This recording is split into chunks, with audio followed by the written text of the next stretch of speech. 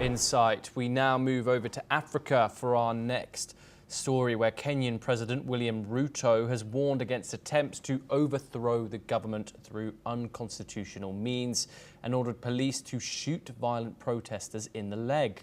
This comes days after 31 people were killed in nationwide anti-government demonstrations. His toughest remarks yet come as the East African nation faces a wave of violent protests over economic stagnation, corruption and police brutality. Ruto, who was elected in 2022, also said violent protesters should be shot in the leg and be taken to hospital and then taken to court. The demonstrations began in June last year as a youth-led anti-taxation protest, which subsequently forced the government to withdraw the contested finance bill. AFP reports that 51 people have died in protests over the last 2 months. Let's listen in to what William Ruto had to say. Niliona ati wanasema ati sasa hawatangojea 2027 ati tupige kura. Ati wanataka kupanga fujo. Ati wapange maandamano. Ati wachome mali ya watu. Ati walete maafa Kenya. Ati ndio wapindue serikali ya Kenya kabla ya 2027. Mimi nataka niwaambie wajaribu. Watajua hawajui. Wajaribu. Allah. Hii ni Kenya ya demokrasia, my friends. Kenya ni nchi ya demokrasia. Hamuwezi kutuambia ya kwamba mnaweza kupanga fujo ati mpindue serikali ya Kenya. While reacting on the ongoing situation in Kenya, the United Nations said it was deeply troubled over the deaths during this week's protests and that intentional lethal force by law enforcement officers, including with firearms, should only be used when strictly necessary to protect life from imminent threat. We're now joined by Mahmoud Mohammed Nuruddin, who's an African journalist. He's joining us live from Ghana. Mahmoud, thank you very much for joining us on the program. Could you give us a bit of background, a bit of context to who President Ruto is and what his rule is like, how it's perceived, and the situation which is going on currently in Kenya, which has reportedly led to the deaths of many people during these protests? Yeah, so President Ruto was the vice president of Uhuru Kenyatta, who won the last election. And if you had monitored the situations in Kenya, even before he was elected as a president, the former president was actually didn't support his presidency. There were some information circulated, around that he wanted their opponent to actually win the election.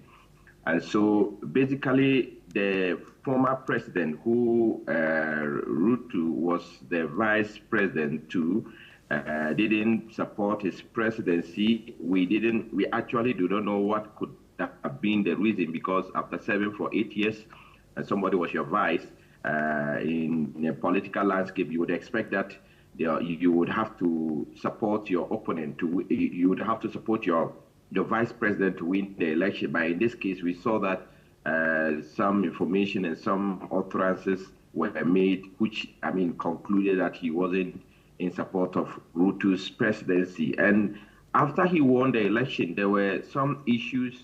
Even at there was a meeting in African leaders meeting in Ethiopia where we understand even the former president were in support of their opponent to win the chairmanship race in Ethiopia. And so a lot of issues came around and people talked about it. Now, the issue in Kenya right now has to do with the citizens not satisfied with the promises made to them by President William Ruto, and they think that something must be done immediately to, save their livelihood and then to change their living standards. And this is the reason why they have been demonstrating, protesting, to just draw the attention of the president to the issues that they are very much concerned about. And so in the last few weeks, you could see that people went to the street to register their displeasure about it. And the fact that the security has not taken it lightly, in some cases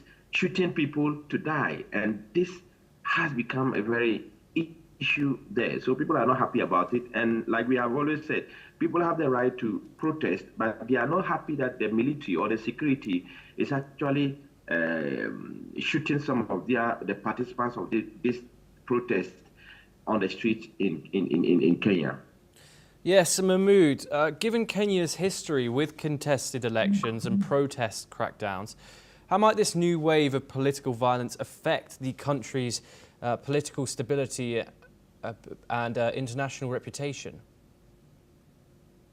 Well, there has always been recorded incidences of violence in Kenya, especially crime in the capital, Nairobi. Even without election, there are reported crimes in the capital, Nairobi. And so during election, a lot of things happen, including opponent trying to do things that would favor them, and incumbency, the president, the party in power would also want to do things to favor them. It is very common here in Africa. I mean, some part of the country, everybody wants to do everything that would favor them. And that has been a concern, especially in Kenya.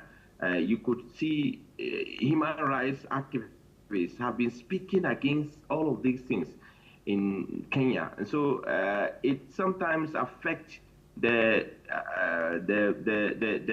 election and question the democratic rules that the country, the leadership in that country actually set up to ensure that people are being protected from these violence, crime, and all that. So as to when this violent crime would end in Kenya, it becomes a very difficult question for people to answer, because whilst others are trying to stop it, some would want to, benefit from these crimes. So it's been a very difficult situation, especially in a country where democracy is supposed to be practiced.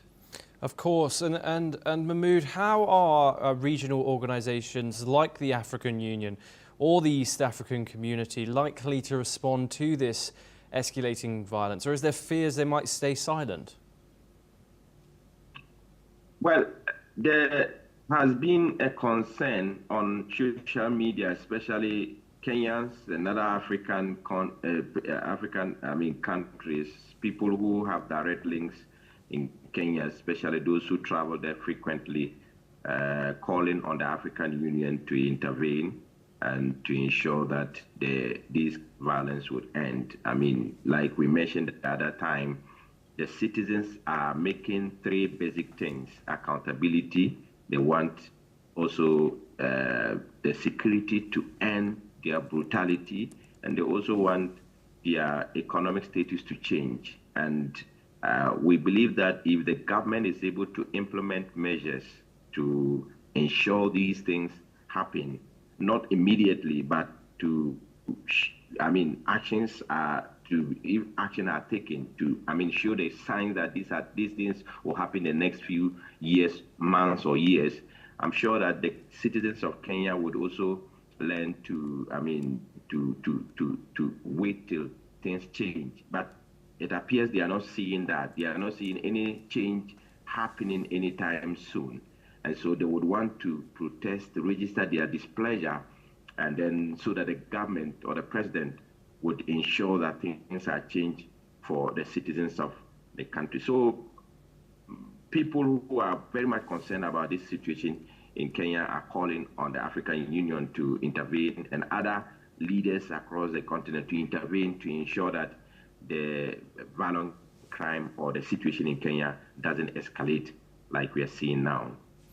Mahmood Mohammed Nuruddin, thank you very much. You are staying with us to discuss